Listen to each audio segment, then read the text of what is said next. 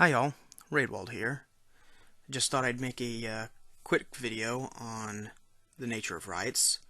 Kind of a follow-up to a video response I just made to actually both Vernaculus and Stefan Molyneux simultaneously.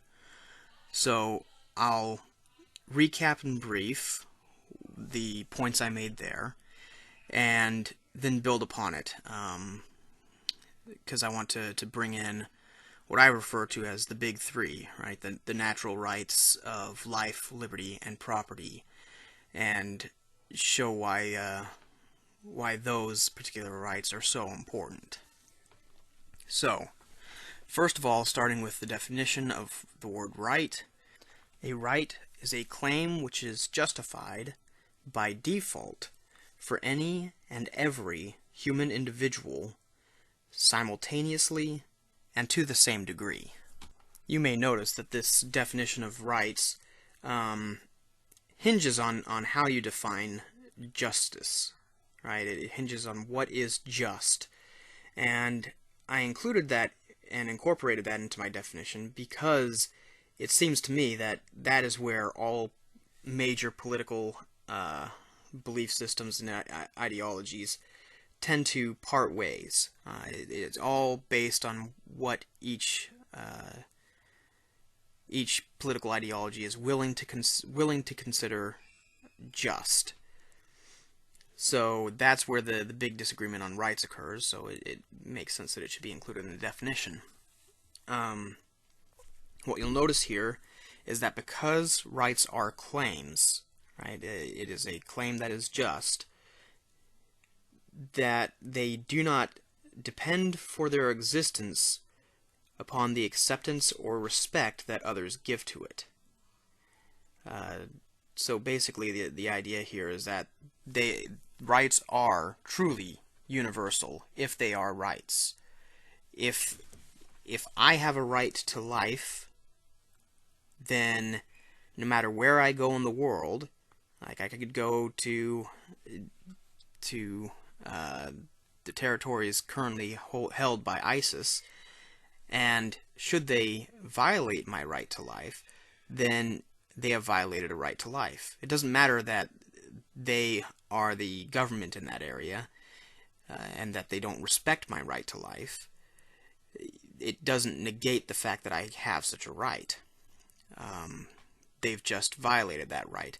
And since justice is incorporated into the definition of a right, any violation of my right to life is, by definition, an injustice. Now that brings up the question, what should be included as a right? What is just, by default, for all human individuals simultaneously and to the same degree? What falls into that category? So the libertarian model is that only natural rights are included in this category.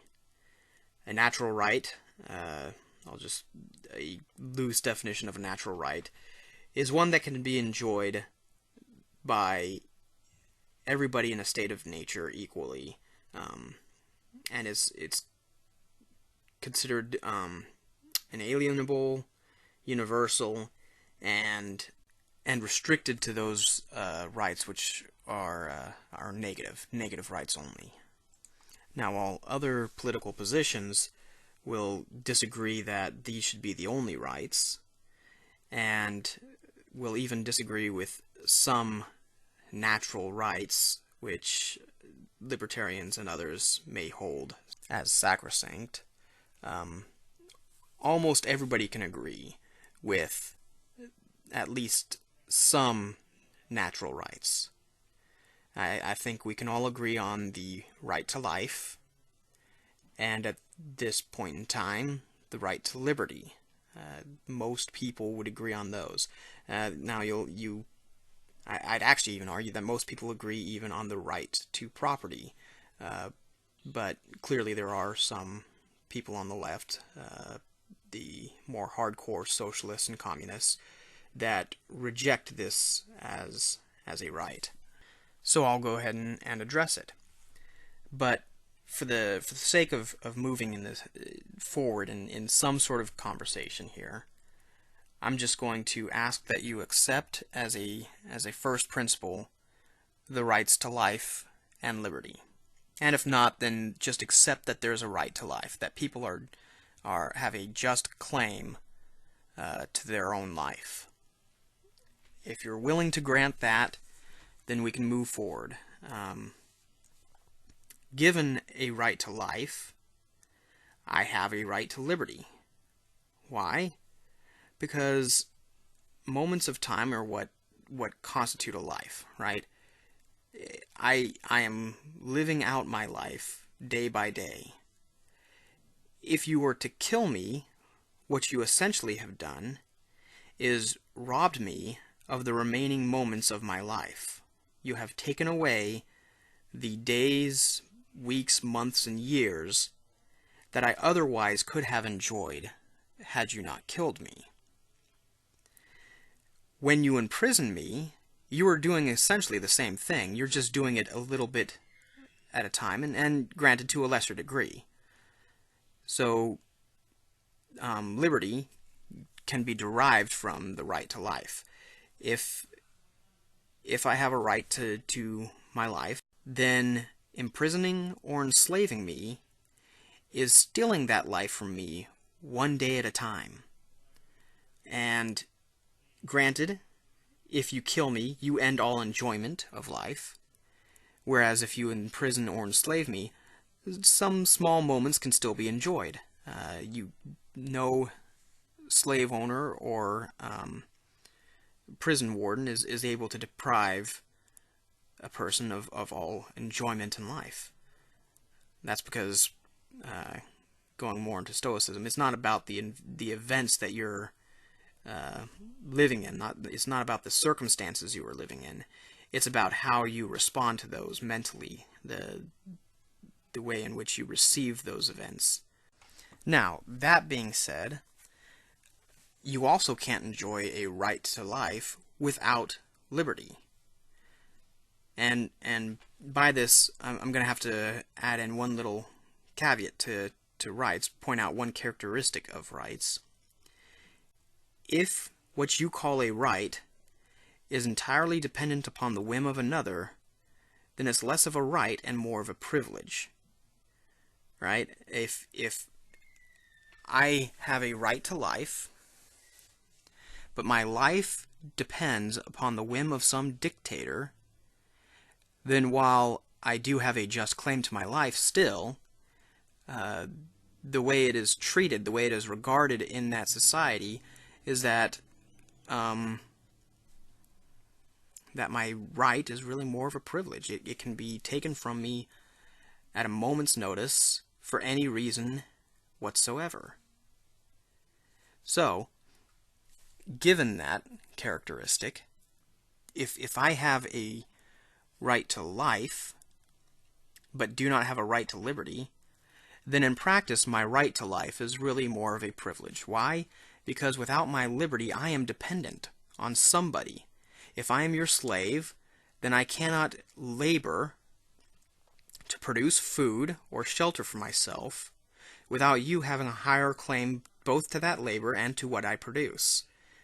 So I would have no right to have that home, that shelter, or that food to sustain myself with. In other words, I am entirely dependent upon you, my owner, to provide for me.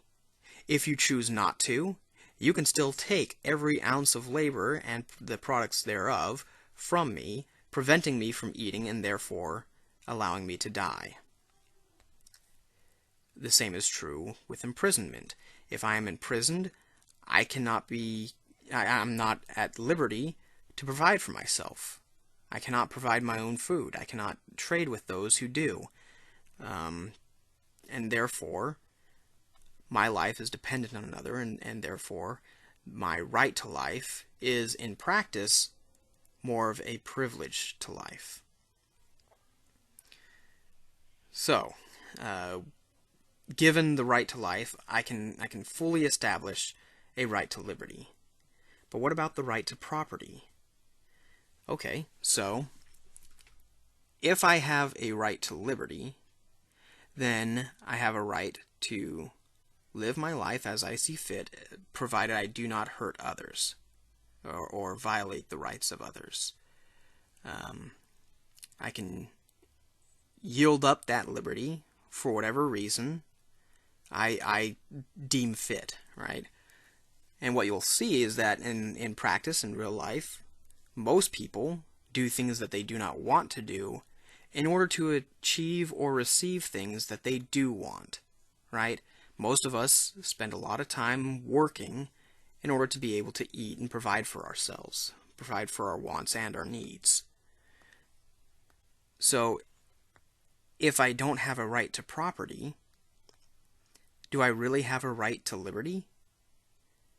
What I mean by that is there any meaningful, significant difference between calling me your slave and forcing me to work for you to produce food for you, and between just understanding that I have my liberty, not calling me your slave, and then taking from me every bit of food I produce? Is there really much of a difference? When it comes right down to it, if I spend my hours and labor in producing something, and then you take that thing from me, you have, in practice, retroactively enslaved me for the hours it took me to produce that thing. If you accept that a right to liberty is legitimate, then you cannot take from me the product of that liberty without having violated that liberty. On the same notion, doing so also takes from me a little bit of my life. You have retroactively stolen those hours from me, hours I will never again get back. Okay, so now that we've established that defense of property, here's another one. My right to life depends just as much upon my right to property as it does upon my right to liberty. If I am not allowed to own food or shelter, I cannot sustain my life. If I cannot sustain my own life, then I am dependent upon another who can, and my right to life becomes, in practice, less of a right and more of a privilege. Now, you may think that this is grasping at straws here, that's kind of an absurd example where people aren't considered able to own shelter or food, except for the fact that tens of millions of people lost their lives in the 20th century under the socialist regimes of that century for just that reason. An estimated 7 million people starved to death under Stalin alone because he decided they did not have the right to own either their farm or the food they produced on that farm. This is not something that is just a hypothetical drawn out of nowhere. This happened, and there are mass graves because of it. So yes, the right to, if you grant that I should have a right to life, you really cannot separate that from the right to property. Granted, the right to liberty and property also are dependent upon the right to life. That is why these are, in my mind, the big three. You cannot reduce it below these three. If you take one of them, you take the other two. They all depend upon each other, they all sustain and support each other, and you can derive each from each other.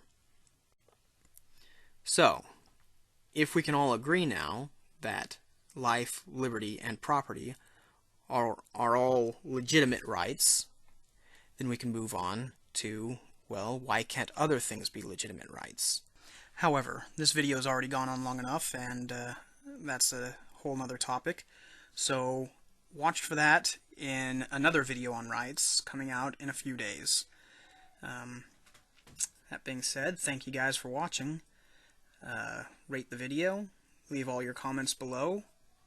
If you have not yet done so, please subscribe, and I will see you all later.